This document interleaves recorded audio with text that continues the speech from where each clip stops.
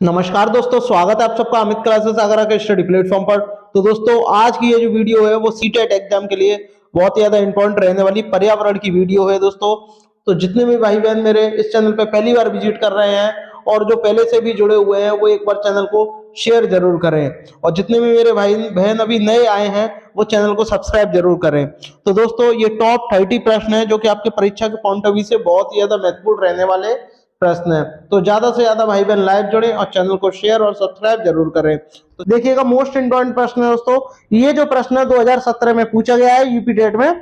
चलिएगा दोस्तों, स्टार्ट करते हैं। देखिएगा, इसमें आपसे क्या कहा है, निम्नलिखित परावैंगनी किरणों में से कौन सी सर्वाधिक हानिकारक होती है। बात करते हैं दोस्तों परावैंगनी किरणें। परावैंगनी किरणें आप किसमें होती है? सूर्य के प्रकाश में। सूर्य के प्रकाश में होती है दोस्तों, प्रकाश में। और ये जब आती हैं, सूर्य का प्रकाश जब आता है, सूर्य का प्रकाश किसमें आता है? समताप मंडल में। समताप मंडल में प्रवेश करता है। और समताप मंडल में कौन सी परत पाई जाती है दोस्तों? Ozone layer. और ओजोन लेयर में 3 किरणें गिरती हैं। कौन कौन सी?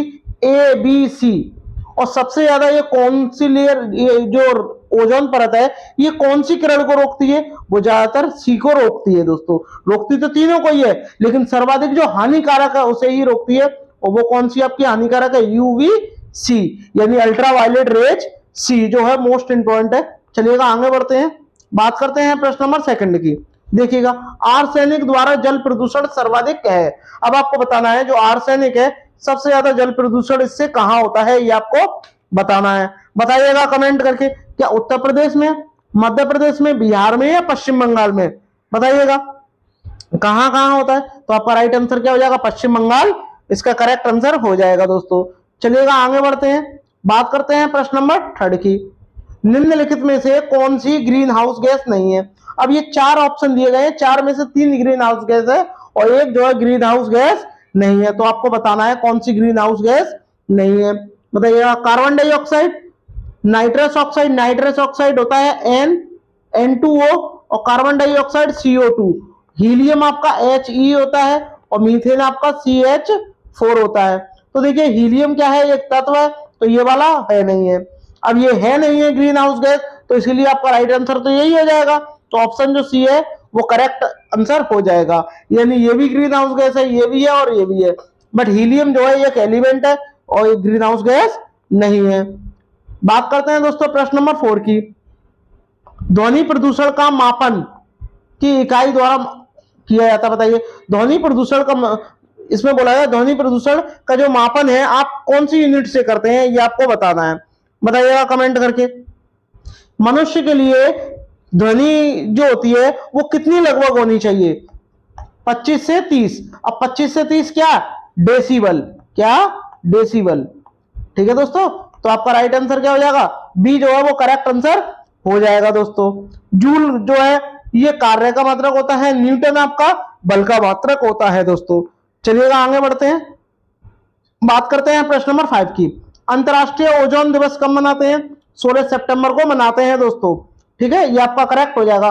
22 मार्च को क्या मनाते हैं? कमेंट करके मुझे बताइएगा, क्या मनाते हैं? पृथ्वी दिवस।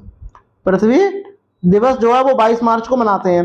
और 16 सितंबर को ओजोन दिवस मनाते हैं। ओजोन परत कहां पाई जाती है? समताप मंडल में पाई जाती है दोस्तों, ये आपको ध्यान में रखना है। चलिएगा आगे बढ़ते हैं, बात करते हैं प्रश्न नंबर 6 की। देखिएगा, इसमें आपसे क्या बोला? निम्नलिखित ईंधनों में से कौन सा न्यूनतम पर्यावरण प्रदूषण उत्पन्न करता है? यानी बहुत ही कम पर्यावरण जो है प्रदूषण करता है, बाकी जो 3 होंगे वो ज्यादा पर्यावरण पॉल्यूशन करते हैं। बताइएगा कौन सा होगा आपका राइट आंसर? क्या डीजल है, क्या डीजल है, पेट्रोल है, हाइड्रोजन है या कोयला है? बताइएगा। आपको पता होना चाहिए कि हाइड्रोजन जो है वो बहुत ही कम पर्यावरण प्रदूषण वाला तत्व है, जबकि बात करते हैं इसी को ही भविष्य का ईंधन कहा जाता है। आपसे एक प्रश्न पूछ सकता है कि भविष्य का ईंधन किसे कहा जाता है, तो आप क्या लगाओगे? आपका जो आपका हाइड्रोजन है वही आपका आंसर हो जाएगा दोस्तों। बात करते हैं प्रश्न नंबर 7 की। देखिएगा, निम्नलिखित किस गैस के कारण भोपाल गैस त्रासदी हुई थी? अब बात करते हैं दोस्तों, भोपाल गैस त्रासदी है, ये कब हुई थी ये घटना? बताइएगा। 2-3 दिसंबर 1984 की रात को हुई थी। ठीक है, कहां हुई थी ये एमपी में हुई थी। और एमपी कि एमपी की राजधानी क्या है आपकी भोपाल। ठीक है दोस्तों, और ये कौन सी गैस के रिसाव के कारण ये घटना हुई थी ये आपको बतानी है। बताइएगा किस गैस के कारण ये घटना हुई थी, क्या क्लोरोफ्लोरो के कारण हुई थी? बताइए, क्लोरोफ्लोरोकार्बन या कार्बन डाइऑक्साइड, नाइट्रस ऑक्साइड या मिथाइल आइसोसाइनेट। बताइएगा किस गैस के कारण हुई थी? आपका राइट आंसर क्या हो जाएगा? मिथाइल आइसोसाइनेट जो है इसका राइट आंसर हो जाएगा। एक कंपनी थी जिसका नाम क्या था? यूनियन कार्बाइड, उसके गैस के रिसाव के कारण ये घटना हुई थी दोस्तों। ठीक है, जबकि chlorofluorocarbon, carbon dioxide, nitrous oxide ये सारी क्या है? ग्रीन हाउस गैस है। ठीक है, यह एक जहरीली गैस है दोस्तों, और इसका रासायनिक फॉर्मूला क्या होता है? CH3NCO। ठीक है, ये भी आपको ध्यान में रखना है दोस्तों। चलिएगा आगे बढ़ते हैं, बात करते हैं दोस्तों प्रश्न नंबर 8 की। ग्रीन मफलर संबंधित है, बताइए जो आपका ग्रीन मफलर है ये संबंधित किससे है? मृदा प्रदूषण से, वायु प्रदूषण से, ध्वनि प्रदूषण से या जल प्रदूषण से? बात करते हैं दोस्तों जल पुरुष। जल पुरुष किसे कहते हैं? जल पुरुष किसे कहते हैं? ये आपके राजेंद्र सिंह को कहते हैं दोस्तों। किसको? राजेंद्र सिंह को कहा जाता है। जबकि बात करते हैं दोस्तों ग्रीन मफलर, ये आपका ध्वनि प्रदूषण है। और ग्रीन जो मफलर है ये होता क्या है? जैसे कि एक रोड ये है, दूसरी रोड ये है, बीच में डिवाइडर लगा होता है, और डिवाइडर के बीच में जो पेड़ पौधे लगाए जाते हैं, यहाँ पे पेड़ पौधे लगाए जाते हैं, ये ग्रीन मफलर कहलाते हैं। और ये वाहनों की जो ध्वनि होती है उसको कम करते हैं, इसीलिए ये लगाया जाता है। बात करते हैं दोस्तों प्रश्न नंबर 9 की। भूमंडलीय तापन का कारण है, बताइएगा भूमंडलीय तापन का क्या कारण है? कमेंट करके मुझे बताइएगा। देखिए, हिम नदों में वृद्धि, कार्बन डाइऑक्साइड में वृद्धि, कार्बन डाइऑक्साइड में कमी या वनों में वृद्धि। देखिए, वनों में वृद्धि होगी तो जो भूमंडलीय तापन होगा वो घटता है, और कार्बन डाइऑक्साइड में जितनी कमी होगी तो भी क्या होगा? भूमंडलीय तापन कम होता है। और हिम नदों में वृद्धि यानी नदियों में पानी बहेगा, ज्यादा बर्फ पिघलेगी तो भी क्या होगा? भूमंडलीय तापन में कमी आएगी। लेकिन अगर कार्बन डाइऑक्साइड में वृद्धि हो जाएगी तो भूमंडलीय तापन में क्या हो जाएगी? वृद्धि हो जाएगी। तो आपका जो राइट आंसर है वो कौन सा है? ऑप्शन जो आपका बी है वो करेक्ट हो जाएगा दोस्तों। चलिएगा दोस्तों बात करते हैं प्रश्न नंबर 10 की। इसमें आपसे क्या बोला गया है? गंगा एक्शन प्लान को लाने का उद्देश्य निम्नलिखित में से सुधार हेतु है, बताइए। गंगा एक्शन जो प्लान है ये लाने का मुख्य उद्देश्य क्या था और इससे क्या सुधार था? जल की गुणवत्ता, जल का वेग, जल की प्रचुरता या जल का तापन? बताइएगा इसका राइट आंसर क्या हो जाएगा, बताइएगा। तो इसका राइट आंसर क्या हो जाएगा? जल की गुणवत्ता के कारण गंगा एक्शन प्लान जो है लाना बहुत जरूरी था। ठीक है दोस्तों, चलिएगा आगे बढ़ते हैं, बात करते हैं प्रश्न नंबर 11 की। गैसीय अपशिष्ट है, बताइए गैसीय अपशिष्ट इनमें से कौन है? बताइए। अब गैसीय अपशिष्ट क्या होगा? जिसमें से क्या होगा? गैस निकलती है। ठीक है, सब्जी एवं फलों के छिलके ये होगा नहीं। घरों की नालियों में गंदा पानी ये तो जल प्रदूषण हो गया। खेत खलिहानों से निकलने वाला कचरा ये भी नहीं है। लकड़ी कोयला के जलने से, अब लकड़ी कोयला जब जलेगी तो धुआं उत्पन्न होगा, और धुआं उत्पन्न होगा तो धुआं ही क्या है? गैस है। तो आपका क्या हो जाएगा? ऑप्शन जो आपका डी है दोस्तों वो करेक्ट हो जाएगा दोस्तों। यह क्या है? गैसीय अपशिष्ट है। ठीक है दोस्तों, बात करते हैं प्रश्न नंबर 12 की। देखिएगा, निम्नलिखित वाहनीय ईंधन में से किसको आजकल पर्यावरण स्नेही माना जाता है? यानी वाहन का ईंधन है उनमें से किसको? अब वाहनों का ईंधन है जैसे पेट्रोल है, डीजल है, सीएनजी है, ठीक है, द्रवित पेट्रोलियम है, प्राकृतिक गैस, ये सारी क्या है आपकी? ये सब वाहन के ईंधन है। अब ईंधन है तो इनमें से कौन सा बढ़िया है? बढ़िया यानी स्नेही है। तो देखिए, डीजल पेट्रोल ये तो प्रदूषण फैलाते हैं, द्रवित पेट्रोलियम गैस ये भी है, लेकिन जो संपीड़ित जो गैस होती है जैसे जिसे सीएनजी कहते हैं, सीएनजी ये क्या है? ये ज्यादा स्नेही है। क्यों? क्योंकि ये कम प्रदूषण करती है दोस्तों। बात करते हैं प्रश्न नंबर 13 की। कौन सा वायुमंडलीय प्रदूषण अम्लीय वर्षा का प्रमुख स्रोत है? बताइएगा इनमें से कौन सा अम्लीय वर्षा का मुख्य स्रोत है या प्रमुख स्रोत है? बताइएगा कौन सा है अम्लीय वर्षा का? देखिए N2 नहीं है, HCl नहीं है, हाइड्रोक्लोरिक, आपका क्या है? SO2। SO2 क्या करता है? ये जब वर्षा का जल होता है उसमें मिल जाता है और जो है अम्लीय वर्षा कर देता है दोस्तों। तो आपका राइट आंसर क्या हो जाएगा? ऑप्शन जो इसका ए है वो करेक्ट हो जाएगा। बात करते हैं प्रश्न नंबर 14 की। निम्नलिखित में से कौन सी ग्रीन हाउस गैस नहीं है? बताइए। कार्बन डाइऑक्साइड, आप बोलोगे ग्रीन हाउस गैस है। Nitrous oxide green house gas है। जबकि मीथेन जो है ये भी ग्रीन हाउस गैस है। लेकिन कार्बन मोनोऑक्साइड ये आपकी ग्रीन हाउस गैस नहीं है दोस्तों। तो आपका राइट आंसर क्या हो जाएगा, सी जो है करेक्ट हो जाएगा। और ये गैस कहां से प्राप्त होती है, ये वाहनों से निकलती है, वाहनों से धुएं के रूप में ये गैस निकलती है, ग्रीन हाउस गैस नहीं है। और भी ग्रीन हाउस गैस है, जैसे कि आपका सीएफसी है, ठीक है, सीएफसी जो कि कहां से निकलती है, एसी फ्रीज से निकलती है, सीएफसी क्लोरोफ्लोरो कार्बन। चलिएगा दोस्तों बात करते हैं प्रश्न नंबर 15 की। देखिएगा इसमें आपसे क्या कहा गया है, किस नदी के प्रदूषण स्तर की माप की जाती है, बताइए। किसी कोई भी नदी है उसके प्रदूषण स्तर की माप की जाती है। अब ये बता गया एटीपी से की जाती है, एसटीपी से, बीओडी से या बीपीएल से, कमेंट करके मुझे बताइएगा। तो आप क्या बोलोगे, बीओडी से की जाती है। अब बीओडी होता क्या है, इसकी फुल फॉर्म क्या है बताइएगा, बायोलॉजिकल ऑक्सीजन डिमांड, ठीक है दोस्तों। तो आपका राइट आंसर क्या हो जाएगा, इससे क्या होता है, जल की जांच होती है कि जल कितना स्वच्छ है, इसकी जांच होती है। तो आपका ऑप्शन जो सी है वो करेक्ट हो जाएगा दोस्तों। बात करते हैं प्रश्न नंबर 16 की। निम्नलिखित में से कौन सी एक गैस ग्रीन हाउस गैस है, बताइएगा। इनमें से कौन सी एक ग्रीन हाउस गैस है, सल्फर डाइऑक्साइड यानी SO2, ऑक्सीजन, आर्गन या मीथेन। अब आपको मैंने बताया था ग्रीन हाउस गैस कौन सी है, मीथेन है, कार्बन डाइऑक्साइड है, ठीक है, ये सारी क्या है, सीएफसी ग्रीन हाउस गैसें हैं। लेकिन आपको बताना है कि ग्रीन हाउस गैस है, तो ये तो है नहीं है ग्रीन हाउस गैस, कौन सी है आपकी, मीथेन जो है वो ग्रीन हाउस गैस हो जाएगी, यानी ऑप्शन जो आपका डी है वो करेक्ट हो जाएगा दोस्तों। बात करते हैं प्रश्न नंबर 17 की। पृथ्वी पर पहुंचने से पहले ओजोन परत किन किरणों को अवशोषित करती है, ये आपको बताना है। यानी इनमें से कौन सी जो है ऑप्शन जो है वो किरण है, उसका नाम है, और पृथ्वी सूर्य से आती है में, और वो क्या करती है, ओजोन परत जो है उसे पृथ्वी पर आने से रोकती है। बात करते हैं ओजोन दिवस आपका कब मनाया जाता है, 16 सितंबर को मनाया जाता है। ओजोन परत समताप मंडल में पाई जाती है दोस्तों, ठीक है, ये भी आपको ध्यान में रखना है। और ये पराबैंगनी किरणों को आने से रोकती है दोस्तों। और पराबैंगनी किरणें यानी अल्ट्रावायलेट। और सबसे ज्यादा खतरनाक कौन सी होती है, यूवीसी, ये भी सबसे ज्यादा हानिकारक होती है दोस्तों।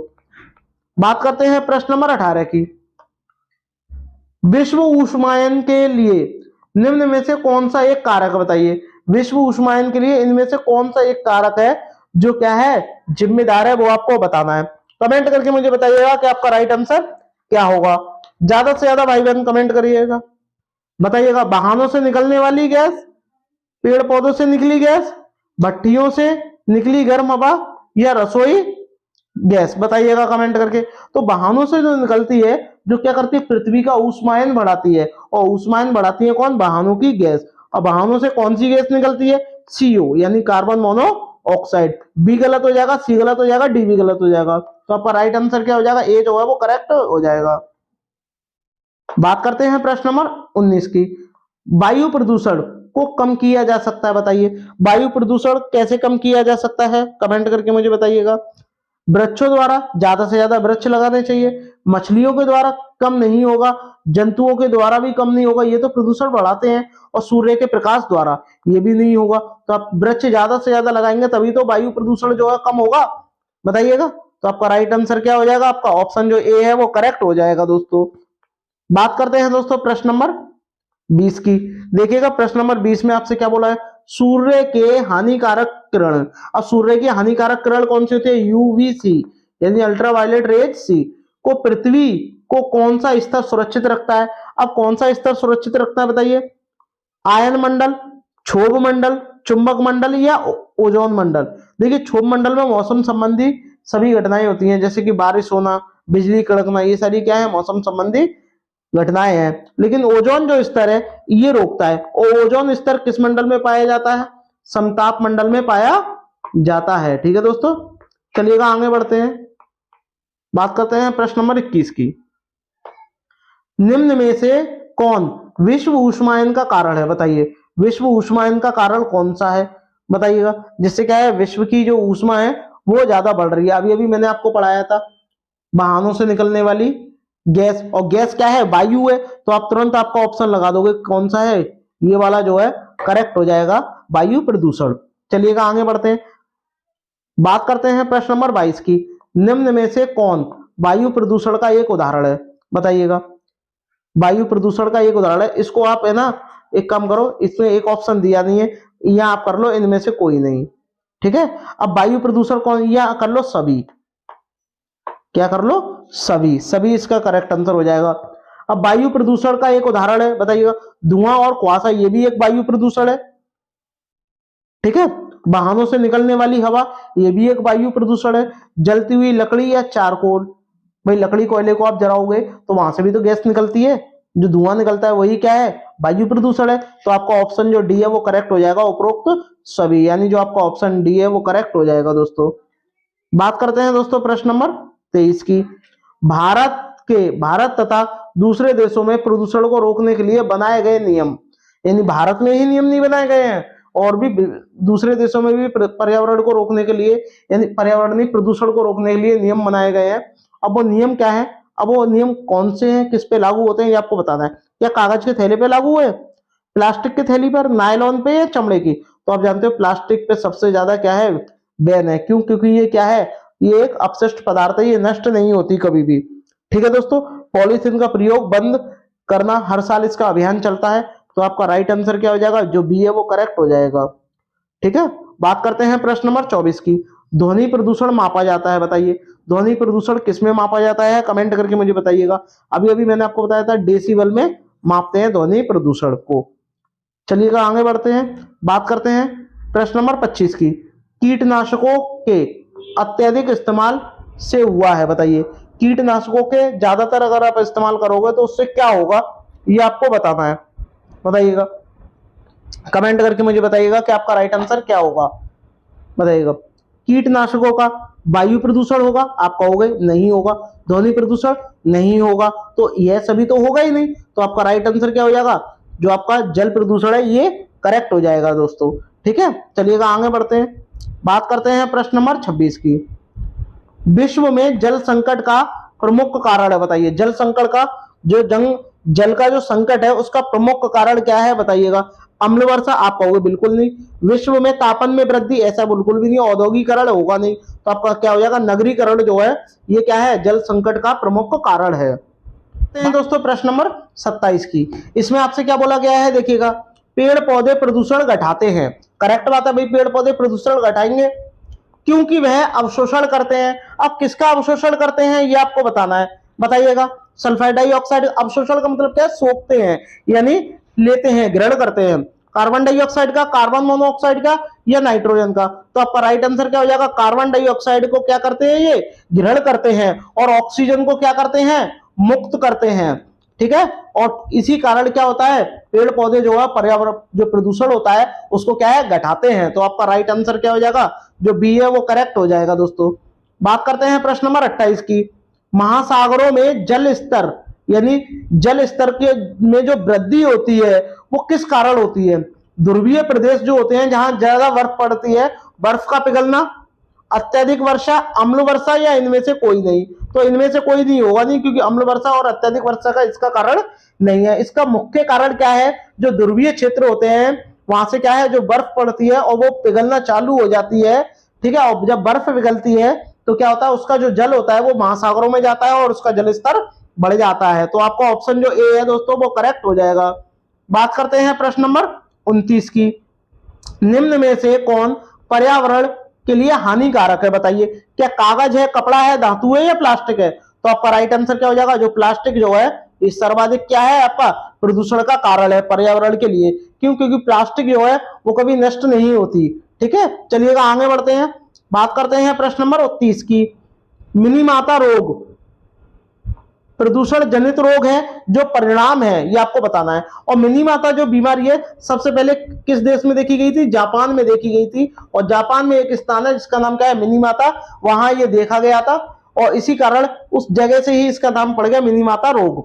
ठीक है, समुद्र में बिखरे तेल के कारण होता है, आप कहोगे गलत। वायुमंडल में आर्सेनिक जमा हो जाएगा, गलत। औद्योगिक पारा अपशिष्ट में पानी को छोड़ने पर, यानी ज्यादातर अगर आप जितना पारे को आप उसमें छोड़ोगे पानी में तो क्या होगा, ये क्या हो जाएगा, मिनीमाता रोग ज्यादा हो जाएगा। मनुष्य के कार्बनिक अपशिष्ट को पानी, पीने के पानी में छोड़ने का कारण, ये भी नहीं होगा, ये भी नहीं होगा, ये भी नहीं होगा। आपका राइट आंसर क्या हो जाएगा, सी हो जाएगा। पारा क्या होता है आपका Hg, और इसे ही क्या बोलते हैं, मरकरी कहा जाता है। ठीक है दोस्तों, ये भी आपको ध्यान में रखना है दोस्तों। चलिएगा आगे बढ़ते हैं। हाँ दोस्तों, फाइनली दोस्तों ये वीडियो फिनिश हो चुकी है। अगर आपको ये वीडियो अच्छी लगी हो तो सभी भाई बहन लाइक शेयर सब्सक्राइब जरूर करें दोस्तों। मिलते हैं नेक्स्ट वीडियो में, तब तक के लिए धन्यवाद।